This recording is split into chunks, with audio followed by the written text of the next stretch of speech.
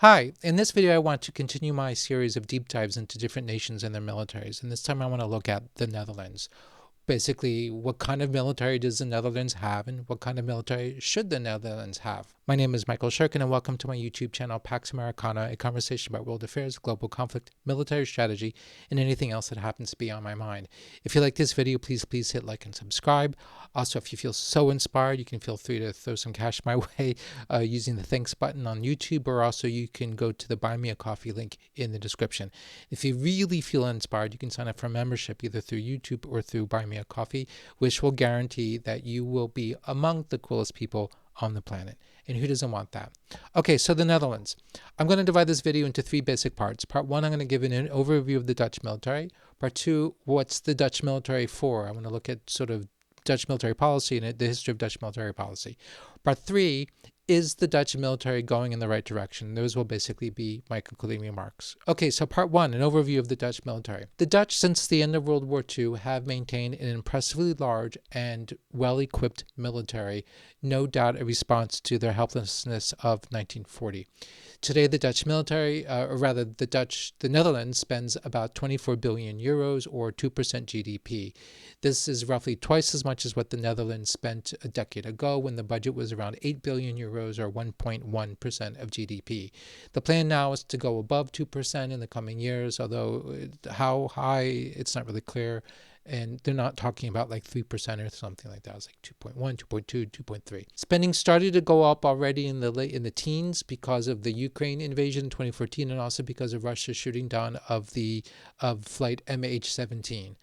In 2024, it was $22 billion, or just under 2%. During the Cold War, by the way, Dutch spending peaked at about 4% of GDP. That was like around 1961. The Dutch military today has 43,000 active duty personnel and 8,000 reservists. There are recent press reports saying that the Dutch military government is thinking about trying to double the size of the military to 100,000 by 2030. That number might include civilians. It's not really clear. I don't think in any case that that's like a formal commitment. I think that's really just one guy talking, but we'll see. The Dutch army has about 17,000 active and 4,000 reservists. It's organized into three main combat brigades: the 11th Air Mobile Brigade, the 13th Light Brigade, and the 43rd Mechanized Brigade. There's also a Special Forces Regiment and a joint German-Dutch Corps headquarters for combined operations. Interestingly, the Dutch gave up their fleet of main battle tanks in 2011, and they chose instead to lease 18 Leopard 2s that were then integrated into the German Bundeswehr. So they leased them from the Germans and basically manned them, but as part of a German army formation.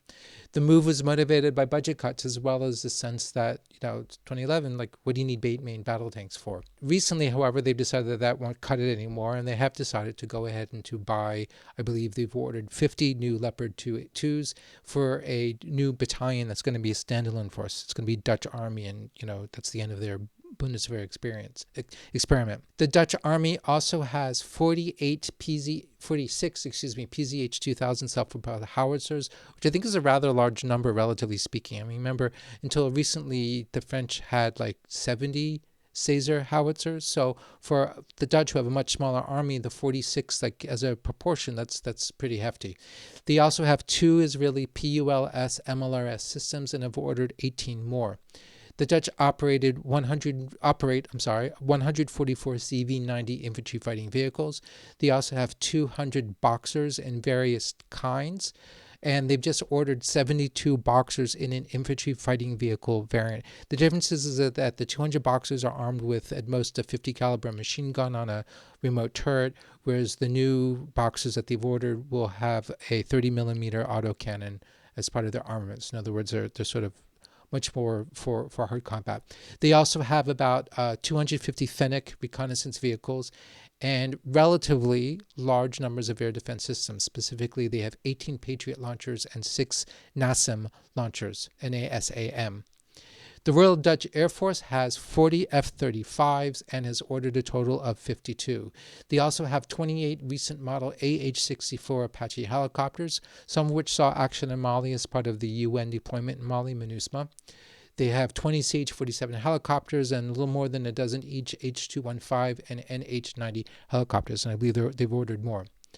The Dutch also have 4 MQ-9 Reapers, and they've ordered 4 more. From what I've read, the 4 drones that they have are not armed, but they're busy arming them and should be good to go sometime this summer. The 4 new drones that they've ordered them armed. So then they will have 8 armed MQ-9 drones.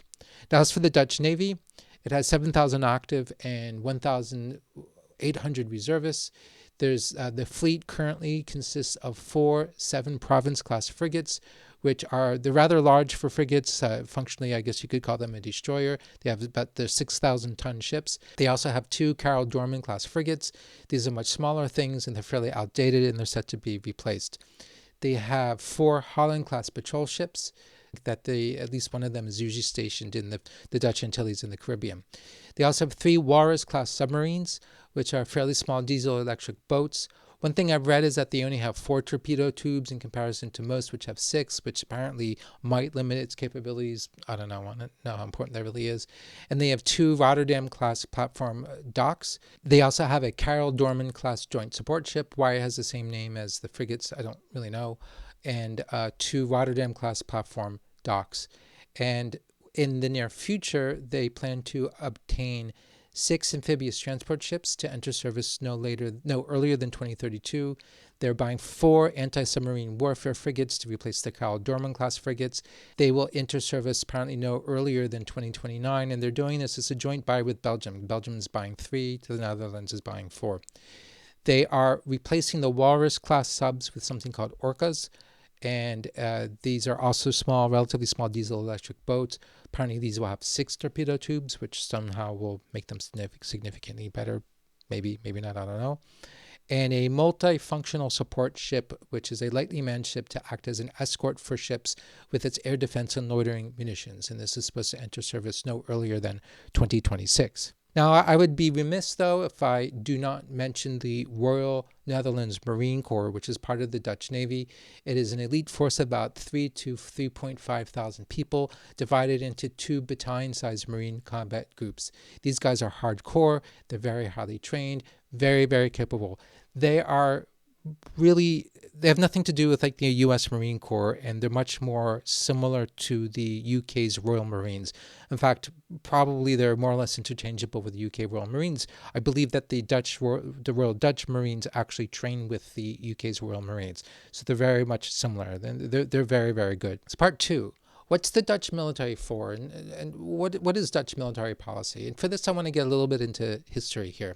Dutch military history is actually really, really interesting. The Netherlands is a clear case of a country that for a very long time punched well above its weight, in part because of its relative wealth, and also it's highly organized. Back in the day, it took on France and Spain and England and more than held its own. The Dutch Navy often bested the Royal Navy. By the way, if you ever visit the Netherlands, and you should because it's a wonderful place, I highly recommend going to the National Military Museum in Zonst, or however that's pronounced. I took my kids there a few years ago. It was amazing.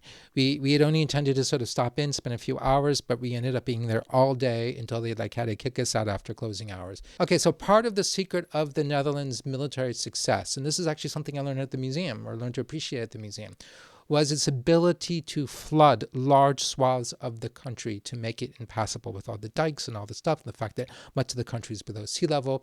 This made it really hard to invade the Netherlands, so it's a great defensive edge. And this, though, arguably made them overly confident and perhaps a little bit too secure. So moving into the 20th century, the Dutch adopted a policy of neutrality and kind of thought that, people would leave them alone and they could sit there and they've got their military and they've got their waterworks and they're going to be fine. This worked in World War I. Nobody touched them. But then in World War II, what happened is when the Germans invaded in May, the Germans moved so fast that the Dutch, who, by the way, had radically underinvested in their military, basically found that they didn't have the time to do all the things that they were planning on doing. And the whole sort of defensive strategy they have of retreating to certain defensive lines and flooding things and whatever, it was just the Germans were too fast. Among other things, what the Germans did was they used airborne troops to seize land airfields in the Netherlands in advance of the infantry. The whole thing was over really in a week. Now, to be fair, the Dutch, although they were equipped with obsolete everything. They did fight hard up until when the Germans bombed the city of Rotterdam and they threatened the Dutch with bombing all the other cities. And that's what forced the Dutch to capitulate. But, for what it's worth, they fought hard. This whole experience of 1940 being steamrollered by the Wehrmacht meant that from then on, from the end of the war up until now, the Dutch had, they threw neutrality out the window, and they basically learned to identify Dutch security with collective security. So they're all in on the Western Alliance. And they were thus a charter member of NATO in 1949, and they did get dedicated significant resources to being able to make as large of a contribution as possible to the collective defense of the Atlantic Alliance, which meant, among other things, the Dutch fielded three divisions that were that were in Germany under British command, I believe, in northern Germany, and that lasted up until the end of the Cold War. The number is actually really impressive. In those days, the Dutch military had over 100,000 active duty troops, 1,000 main battle tanks, 200 fighter planes, and 30 ships. In 1992, for example, the Dutch Air Force had 213 F-16s. It's really amazing. 213 F-16s, and now they're going down to like 50-something F-35s. This was a robust investment that the Dutch made. However, with the end of the Cold War, like everybody else, the Dutch decided to go for peace dividend, and they ended their deployment in Germany, and they cut their budget and they cut the size of the military significantly.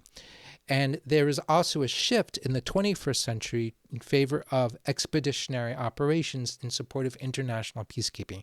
So now it was more about going to places like Mali, going to Afghanistan. That was probably the major event in Dutch military history, where in this century, where the Dutch had, I believe, as many as 2,000 soldiers stationed in Uruzgan province in Afghanistan as part of ISAF. They fought. Yes, they fought. This is like none of this like, what did Hegseth say that ISAF stood for? I saw Americans fight. No, the Dutch fought. Like, there's no bullshit here. The Dutch really fought. 25 Dutch soldiers, by the way, lost their lives in Afghanistan. Now, like everywhere else, the Dutch military policy began to shift with the invasion of Ukraine in 2014, the shooting down of MH17, and then, of course, with the full invasion of Ukraine in 2022. This is when the Dutch budget starts to increase, and this is when the Dutch start to rethink their policies, and it's no longer about doing multinational peacekeeping stuff in places like Mali. Now it's really about Europe. So I want to draw your attention then to the Netherlands Ministry of Defense's 2024 Defense White Paper, which is a really very good document for a number of reasons. I'm going to get into it. One of the things I like about it is its clarity. I mean, it's translated into English, but it's clear. It's remarkably lucid. The gist of the white paper is clear. In light of Ukraine, a major war in Europe once again is possible, so the Netherlands has to act now. The Netherlands military, the document says, quote, must regain their ability to stand and fight a strong hostile and to sustain their efforts in that endeavor, unquote. That means, above all, increasing the Dutch military's quote-unquote combat power to make a stronger contribution to NATO's collective strength. Because, quote, NATO's collective strength is what deters our adversaries. In that spirit, the paper says the Netherlands is going to restore its main battle tank fleet, it's going to have its own battalion, it's going to get these new heavier armed Boxers, etc., etc. And it states that, of course, in addition to all this, it's going to try to enhance the military's combat power through the addition of unmanned platforms and drones, etc. Enough of the expeditionary stuff. We're worried about Russia. We're worried about Europe. The way to secure the Netherlands is to be able to make a strong conventional contribution to NATO so that NATO can fight the Russians, so that NATO can deter the Russians so that it won't actually have to fight the Russians. And that's it. That's priority number one. In this graphic here that I took from the white paper, it does a good job of sort of laying this out. Investing in strengthening defense, and it's basically combat power. More and heavier capabilities, drones, air defense intelligence, more ammunition, more support, logistical support, cyber support, more material, better procurement, and basically taking better care of the people and better care of the living conditions and the physical plants so that people are happier and, are happier in the military. Now, I think it's worth noting that the white paper also points to the rivalry between the United States and China while making clear that the Netherlands is in the American camp. It says, the geopolitical rivalry between the United States and China, in particular, has repercussions for the rest of the world. The security and prosperity of the Netherlands, for example, is tied to that of the United States and to international stability and the rule of law. So there's this brewing fight between the US and China, and the Netherlands is going to be on the American side. Now, as to what they're going to do about it, it's going to get into that a little bit later. And I find that's really interesting. So Europe, yes, INDOPAC, but it's lucid about the INDOPAC. The white paper also talks about the Netherlands' Caribbean possessions, which is something that I think a few of us think about, and speaks to the potential threat to them from, of all people, Venezuela, but then also China and Russia. The text says, the Caribbean part of the Kingdom of the Netherlands is confronted with instability, especially in neighboring Venezuela. They don't share a land border, the Dutch possessions, but there's a maritime border, so they're very, very, very close. So it uses the word neighbor. It's our Venezuela is our neighbor. It's a neighbor of the Netherlands. The latter remains an unpredictable factor and a potential threat to the security of the islands. This part of the kingdom is also feeling the effects of organized crime and the growing influence of China and Russia in the region.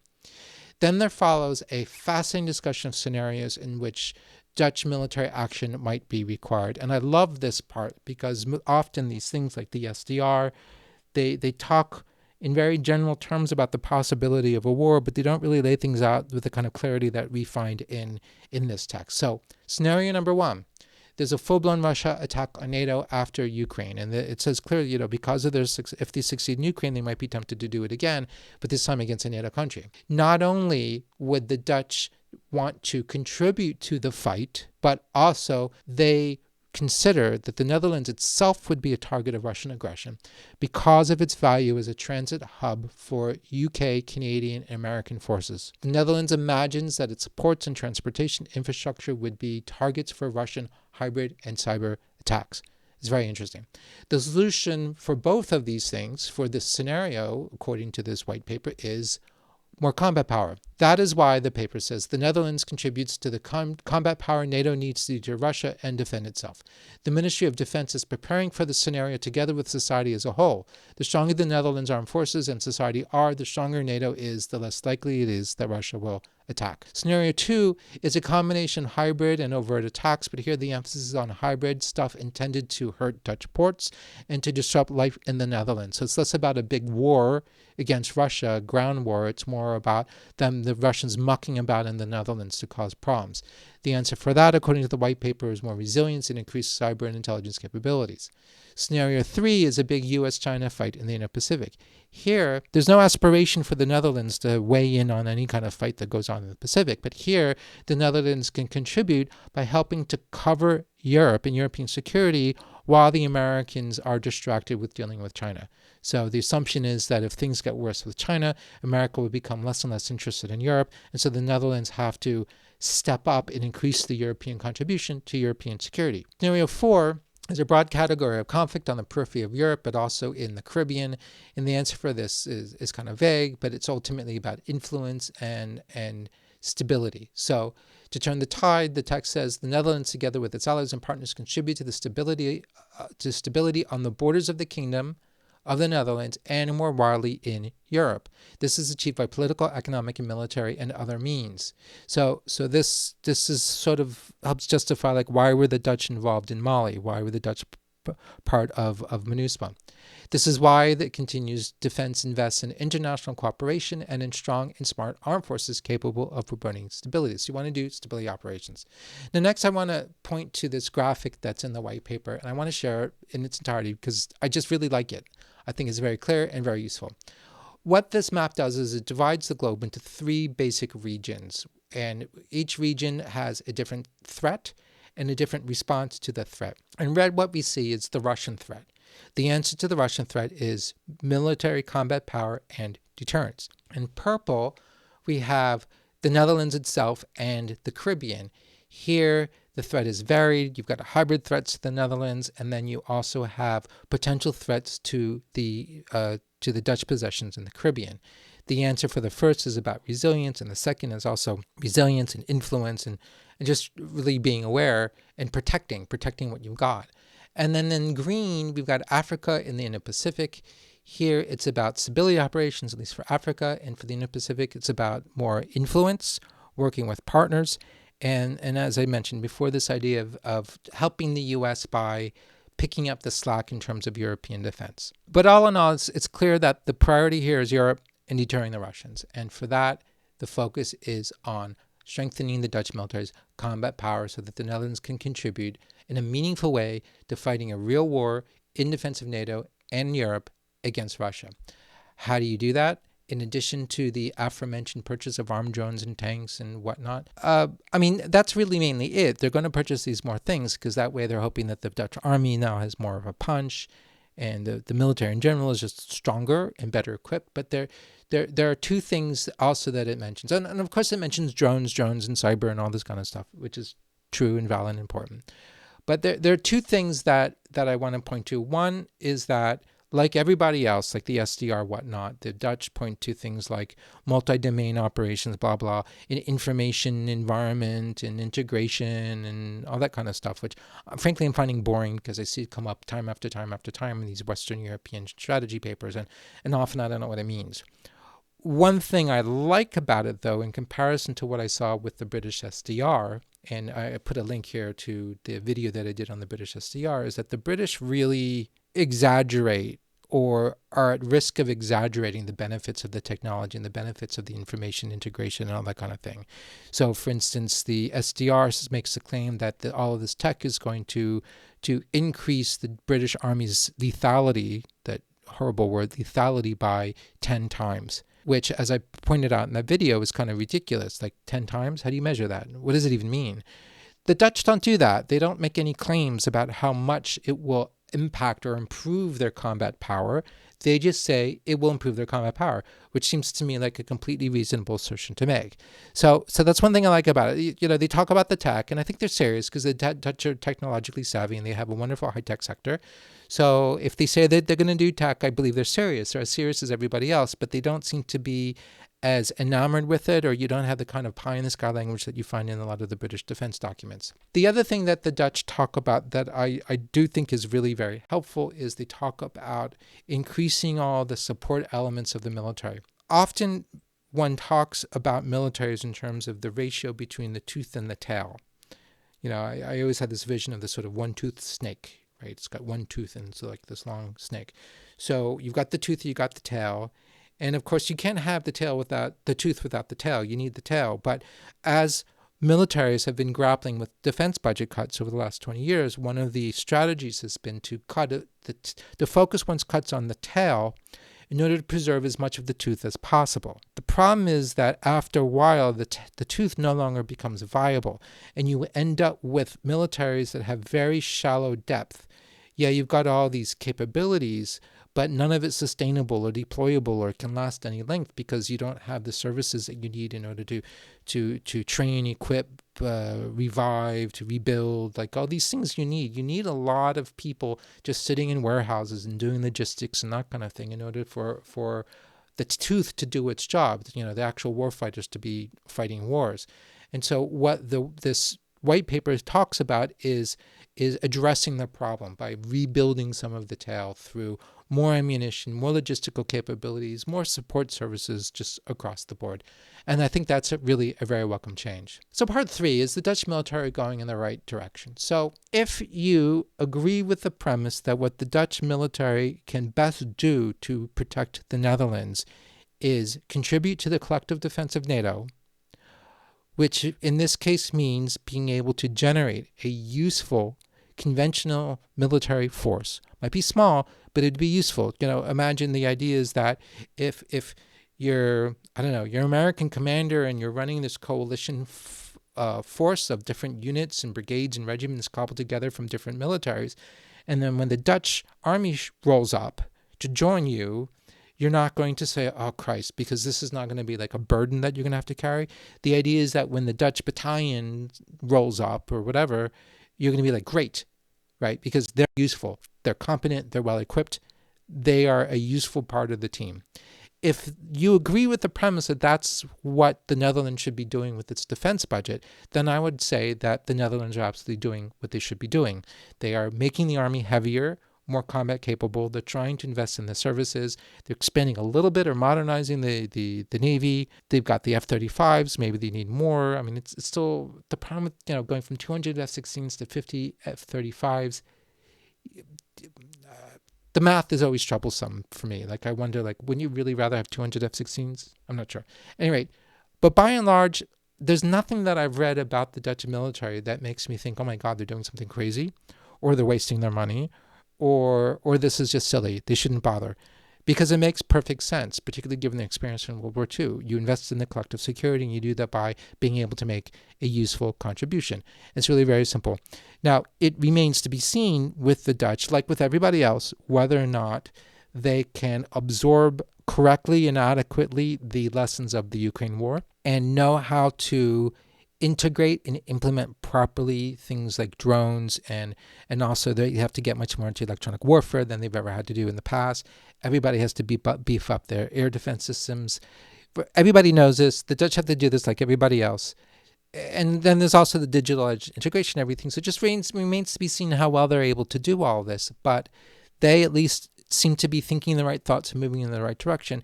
And what I find refreshing about the Dutch, at least compared to the British, is that I don't detect any kind of real wishful thinking about what any of this stuff is going to do.